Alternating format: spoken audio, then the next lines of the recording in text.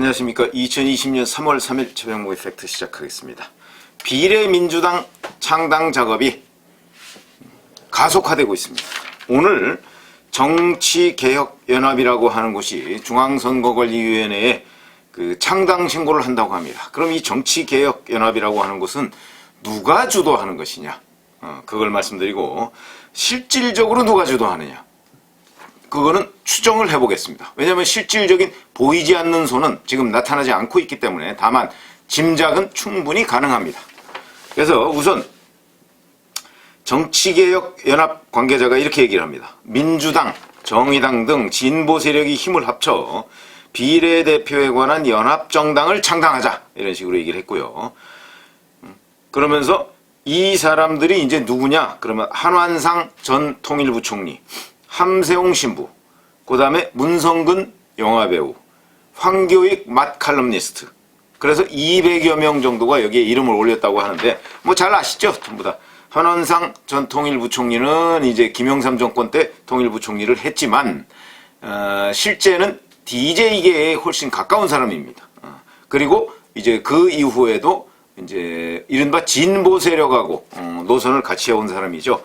그러니까 이 사람 함세웅 신부 뭐 마찬가지고, 그다음에 뭐 문성근 씨는 뭐 대표적인 친노 인사고, 황교익 맛칼럼니스트는 문재인 캠프에서 계속해서 활동을 했고, 지금도 이제 이른바 반문 인사들과 이리저리 뭐 싸우는 그런 입장에 있는 사람이니까 이것은 뭐 사실상 친노 친문 인사들이 주도하고 있다, 이렇게 얘기를 해도 전혀 무리가 아닌데, 이 사람들이 오늘 창당준비위원회 신고를 하고요. 10일까지 마무리하겠다 그러니까 대략 일주일 내에 이제 건물을 짓겠다. 뭐 거의 뭐 부실공사죠. 부실공사든 아니든 간에 여하튼 건물은 건물이니까 그런 걸 하나 짓겠다는 것이고, 여기에 대해서 민주당의 강훈식 대변인이 이렇게 얘기했습니다. 외부에서 제안된 의견이라 면밀히 검토 중이다, 이렇게 얘기를 했습니다. 뭐 강훈식 대변인은 아마 외부에서 제안된 것으로 알고 있을 겁니다. 대변인이 뭐 잘 모르죠. 원래 정당의 대변인은요, 대표나 원내대표가 이렇게 뭔가 알려주고 이거 발표해 그러면 뭔지도 모르고 발표하는 경우가 아주 많이 있습니다. 아마 이 비례민주당 거는 강훈식 대변인이 잘 모를 겁니다. 실제 누가 만들고 있는지 본인도 짐작만 할 정도일 것으로 저는 그렇게 추정을 하는데, 그래서 이제 근데 이게 이제 10일까지 마무리 그러지만 뭐 10일까지 마무리 못할 수도 있죠. 그런데 최소 16일까지는 해야 됩니다. 16일이면 지금부터 14흘 남았죠. 근데 왜 16일이냐? 이건 중앙선거관리위원회의 그 공직선거법상 4월 15일 총선에 참가할 정당을 한 달 전에는 창당을 해야 됩니다. 가칭 이런 거 가지고 안 됩니다. 한 달 전에 중앙당 창당 신고를 해야 되기 때문에, 그게 4월 15일이 한 달 전이면 3월 16일, 3월 달이 31일까지 있으니까 그렇게 하기 때문에 창당 마감 시한은 3월 16일이다. 그러니까 16일까지는 무슨 수가 있어도 중앙당 창당을 신고해야 된다. 이건 뭐 신고만 하면 됩니다. 근데 오늘 또 중요한 보도가 하나 나왔습니다. 자, 민중당의 핵심 관계자 코멘트로 해서 조선일보가 보도를 한 내용인데, 얼마 전에 주권자 전국회의 지도부가 우리를 찾아와서 연합정당 창당을 제안해서 29일에 만났다, 이렇게 얘기했습니다. 29일에 만났다. 29일, 2월 29일이죠. 그러면 오늘이 3월 3일이니까 나흘 전에 만났다는 얘기입니다. 이게 왜 중요하냐면, 주권자 전국회의가 민중당 관계자를 찾아왔고, 그래서 민중당 관계자와 주권자 전국회의가 만났다는 것이죠. 주권자 전국회의는 그러면 누가 주도하는 것이냐, 이런 걸 좀 궁금하지 않겠습니까?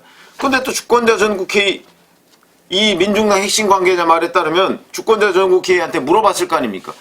당신들은 지금 뭐 하자는 거냐? 이게 비례민주당이냐 아니냐 물어봤을 거 아닙니까? 그런데 주권자 전국회의 관계자가 이렇게 얘기했다는 거예요. 민주당의 핵심 관계자가 어느 날 찾아왔다. 자기들을 먼저 찾아왔다. 그러면서 이거 좀 만들어야 되지 않겠느냐? 정의당하고 민주당하고 녹색당하고 이런 데가 같이 힘을 합쳐서 연합정당, 연합비례정당을 하나 만들어야 되는 거 아니냐, 이렇게 얘기를 하더라 라고 지금 전한 것이죠. 그렇게 따지면 이제 이렇게 됩니다.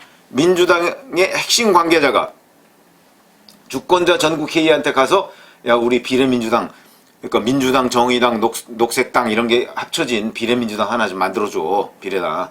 그러니까 이 주권자 전국회의가 총대를 메고 이제 지금 이 경우에는 민중당 관계자를 찾아간 것으로 지금 돼 있고 아마 정의당 관계자도 찾아갔을 것이고 그 다음에 녹색당 관계자도 찾아갔을 가능성이 있습니다. 여기는 지금 보도가 안 나왔지만 이렇게 찾아가서 자 연합정당을 하나 만들자 이런 식으로 해서 오늘 창당준비위원회 결성 신고를 하는 데가 정치개혁연합이라는 것인데 여기에는 정의당은 지금 강력하게 반발하고 있기 때문에 아마 정의당은 지금 오늘은 참여를 안 했을 겁니다.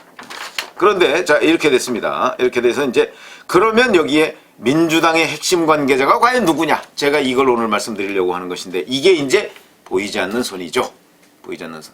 그런데 이걸 추정하는데 가장 핵심적인 요소는 바로 2월 26일 저녁 모임입니다.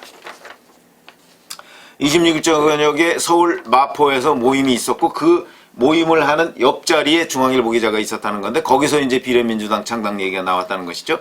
근데 그 모임의 참석자가 누구냐? 윤호중 사무총장, 이인영 원내대표, 홍영표 전 원내대표, 전해철 의원, 김종민 의원 이렇게 5명이 이제 확인된 숫자인데 여기서 뭐 이인영 원내대표가 저 심상정하고 같이 우리가 이리저리 하는 것 뒹구는 것은 똥물에 뒹구는 것이다 뭐 이런 얘기까지 했다는 거 아닙니까? 그러니까 4+1 체제를 완전히 폄하하고 이제 그거 그 틈바구니를 우리가 넘어서서 뭔가 비례민주당을 만들자는 식으로 이제 맞장구를 친 것이고 그 다음에 뭐 전해철 의원이 야 우리가 만들긴 만들어야 되는데 좀 명분이 없다 그러니까 김종민 의원이 명분이 무슨 말이냐 명분이야 만들면 되지 라고 얘기해서 제가 명분은 무조건 만들기만 하면 되느냐 라는 거 유튜브를 한번 해드린 적이 있는데 그런 것처럼 이 사람들이 명분이 없더라도 밀어붙이자 근데 약간 안면에 받치니까 그러면 민주당이 직접 비례민주당을 만들기보다 자기들이 배후에 있고 전의정당을 하나 만들자 이런 것으로 보입니다. 그래서 주권자 전국회의라는 걸 이제 들쑤셔서 거기가 중심이 되는 것처럼 해서 정치개혁연합이라는 걸 만드는 걸로 이렇게 이제 결론을 낸 것으로 보입니다. 그러면 이제 이 실질적인 핵심 보이지 않는 손이 누구냐?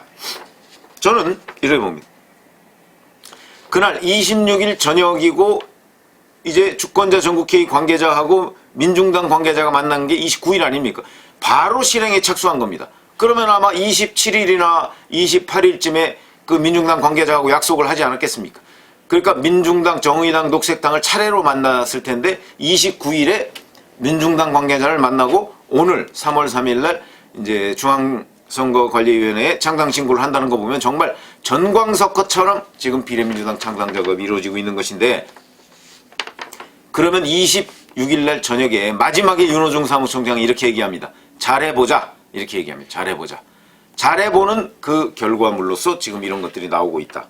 그러면 26일 저녁 이 모임의 정말 핵심은 누구냐?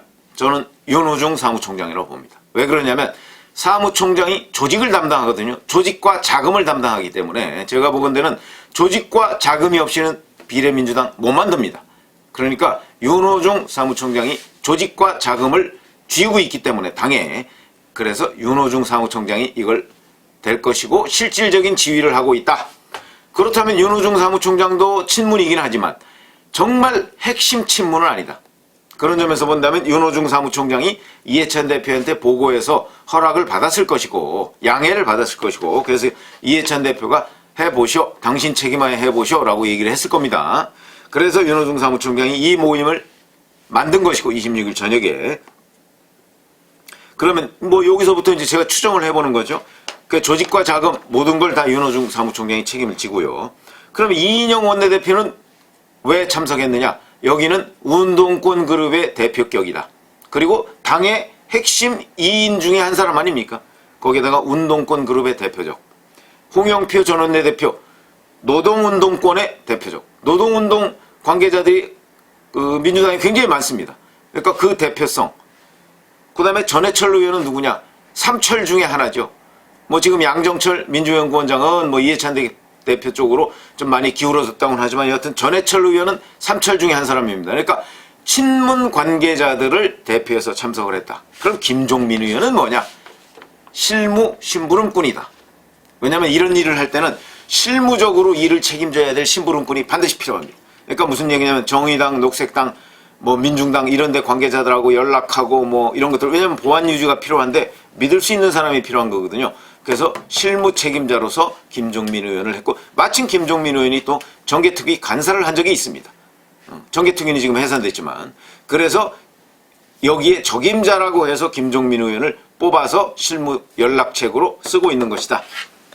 그동안 뭐 3당 통합이나 뭐 이런저런 통합 뭐 이런 작업에서 제가 항상 구조를 보니까 이런 식의 구조를 돼 있습니다. 각각 그 대표성 있는 사람들을 모으고 거기에 실무 연락 책임자를 만들어 놓은. 그래서 이것도 제가 분석을 가만히 해보니까 아, 이런 거구나 하는 느낌이 들어서 여기에 실무 연락책으로는 김종민 의원이 발탁됐다. 자, 그러면 이제 남은 거는 뭐겠습니까? 실질적인 작업은 윤호중 사무총장 하의 민주당 관계자들이 할 것이다. 그래야, 왜냐하면 조직과 자금을 가지고 있어야 이 실질적인 것들이 확확 돌아갑니다. 잘 생각해 보십시오. 한완상 씨나 함세웅 신부나 문성근 뭐 이런 사람들 지금 다 연로했고, 이 사람들이 아는 멤버들이라고 하는 게 누가 있습니까? 전부 다 올드 멤버들입니다. 운동권도 올드, 종교계도 올드, 이런 사람들이기 때문에 지금 이 추세에 맞지 않습니다.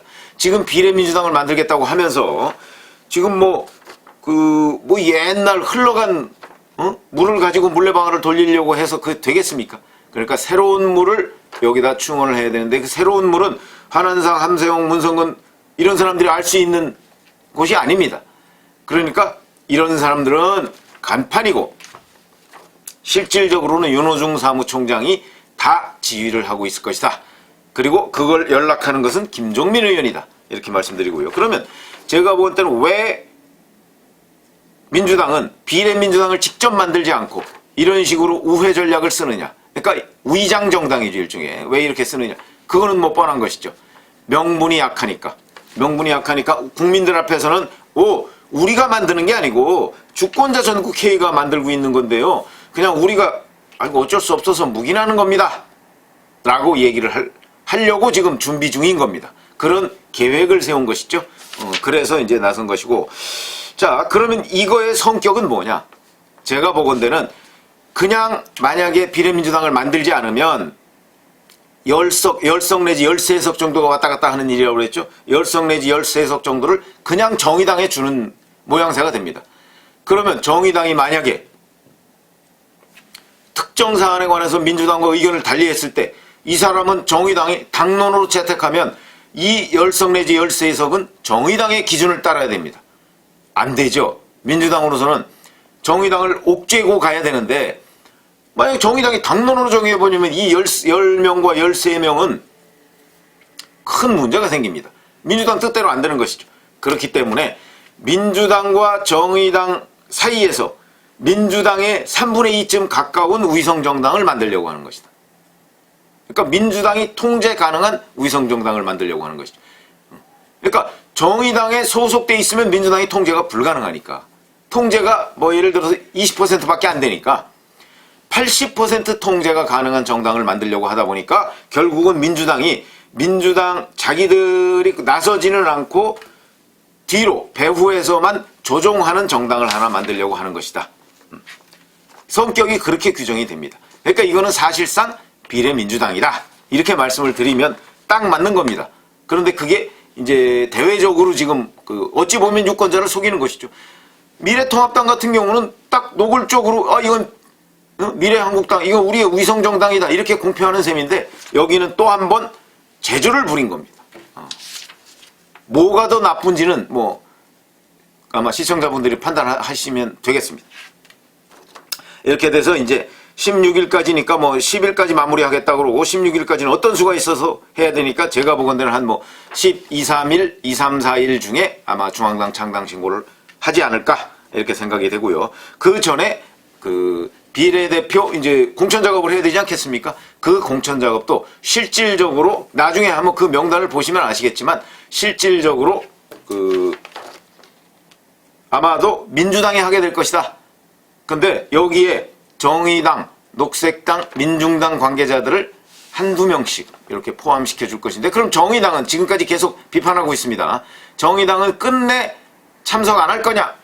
그거는 제가 확신이 없는데, 저는 어느 쪽이냐, O냐, X냐, 그러면 정의당도 마지막 순간에 저는 합류할 것이다. 그렇게라도 20% 지분, 제가 민주당이 사실상 80% 지분을 갖는 거라고 그랬죠. 근데 적어도 한 20% 지분 정도는 그것도 버리는 것보단 나으니까 그러지 않을까 싶은데, 그거는 제가 확신은 없습니다. 왜냐하면 이런 일들이 워낙 처음 있는 일이기 때문에, 어찌됐든 간에 이렇게 가든 저렇게 가든 유권자를 속이려 하는 것만은 틀림없다. 그런 말씀을 드립니다. 감사합니다.